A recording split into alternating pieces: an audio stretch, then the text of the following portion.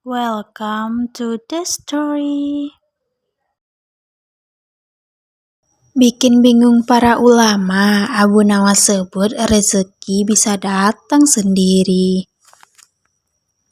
Abu Nawas pada suatu hari berada di istana. Ini setelah Baginda Raja mengundang beberapa ulama untuk berkumpul di sana. Tentu saja termasuk Abu Nawas. Baginda Raja mengundang Abu Nawas dan para ulama untuk membahas berbagai hukum Islam. Dengan begitu, beliau tetap bisa menimpa ilmu tanpa harus meninggalkan istananya. Ulama fikih menyampaikan keilmuannya seputar halal haram dalam hukum agama Islam.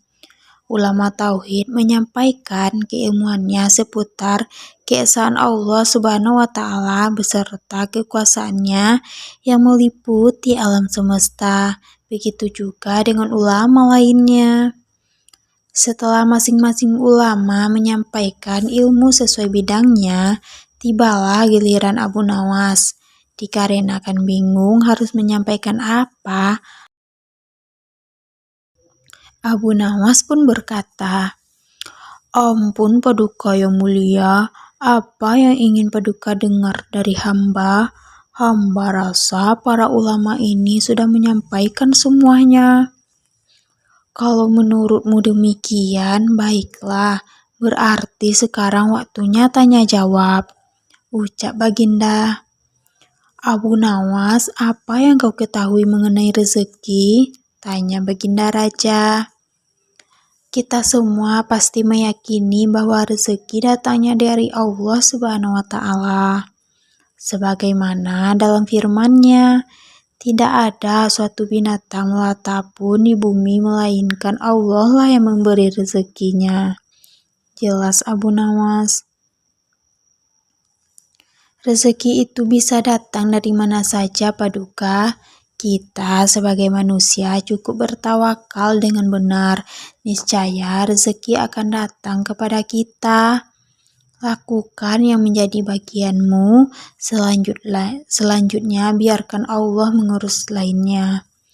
Ini berdasarkan hadis Nabi yang berbunyi, "Andai kalian bertawakal kepada Allah, sebenar-benar tawakal, niscaya Allah akan berikan rezeki kepada kalian. Sebagaimana Dia memberikan rezeki kepada burung yang pergi dalam keadaan lapar, lalu pulang dalam keadaan kenyang," papar Abu Nawas. Ternyata pandangan Abu Nawas mengenai rezeki tidak sama dengan para ulama yang hadir. "Wahai Abu Nawas, seandainya seekor burung tidak keluar dari sangkarnya, bagaimana mungkin ia akan mendapatkan rezeki?" tanya salah satu ulama. "Untuk mendapatkan rezeki dibutuhkan usaha dan kerja keras, Abu Nawas.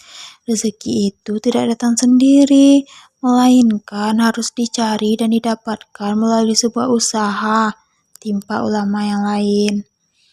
Abu Nawas bersikuku dengan pendapatnya, sehingga terjadilah sedikit perdebatan di antara mereka. Tidak ingin dapat berkepanjangan, Abu Nawas selalu berkata, "Begini saja, besok kita berkumpul lagi di sini dan buktikan pendapat kalian di hadapan Paduka Raja." Para ulama ini pun sepakat dengan tawaran Abu Nawas tersebut. Abu Nawas dan para ulama kemudian pamit kepada Baginda Raja meninggalkan istana. Setelah berpamitan kepada Baginda Raja, Abu Nawas pun segera pulang ke rumahnya, sebab ia harus mengajar murid-muridnya.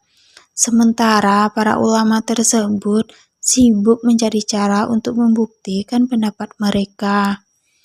Sampai pada akhirnya saat berjalan pulang menyusuri sebuah desa, para ulama melihat penduduk setempat sedang panen buah kurma. Kemudian terbesitlah niatan untuk membantu warga.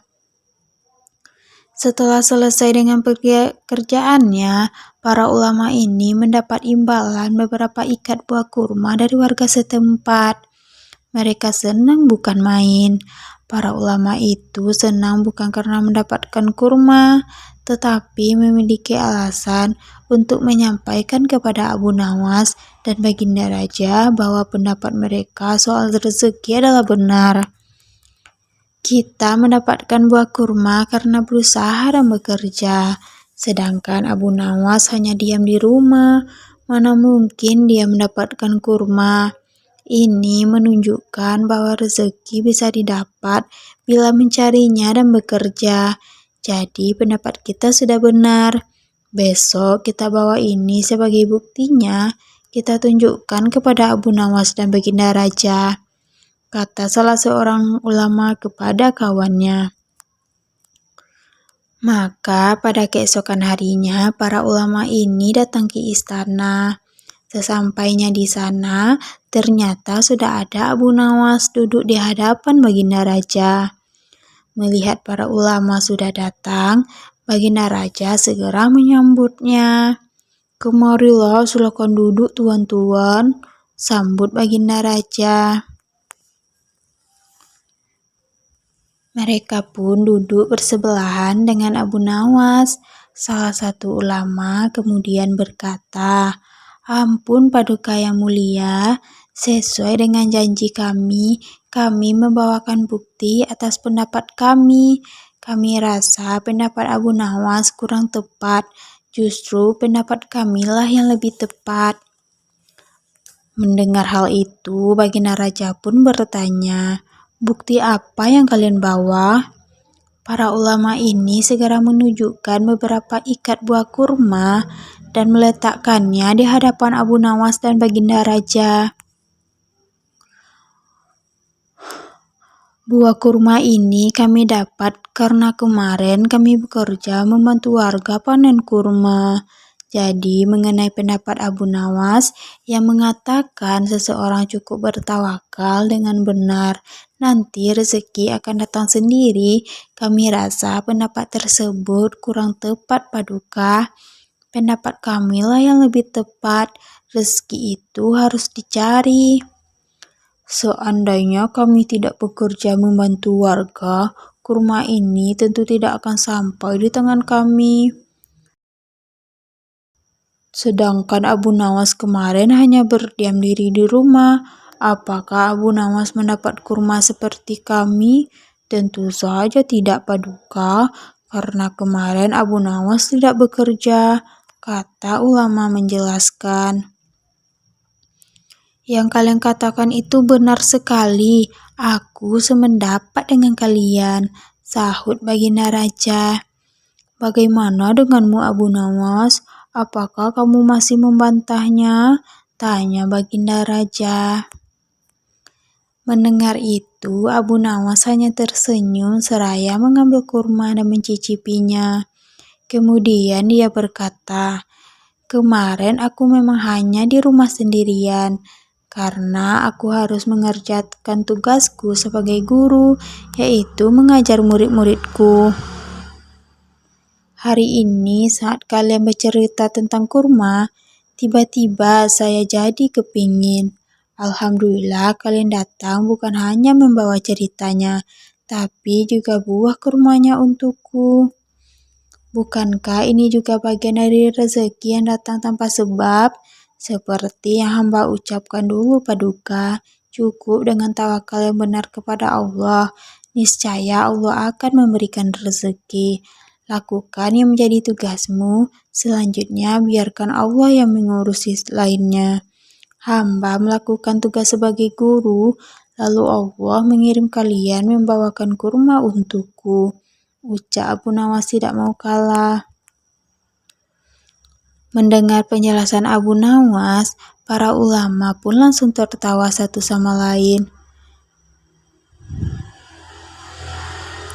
"Kamu memancur di Abu Nawas," puji Baginda Raja. Sementara para ulama ini meskipun berbeda pendapat, tidak saling menyalahkan dan membenarkan pendapatnya sendiri. Begitulah indahnya Islam apabila saling menghormati perbedaan pendapat. Wallahu a'lam bishawab.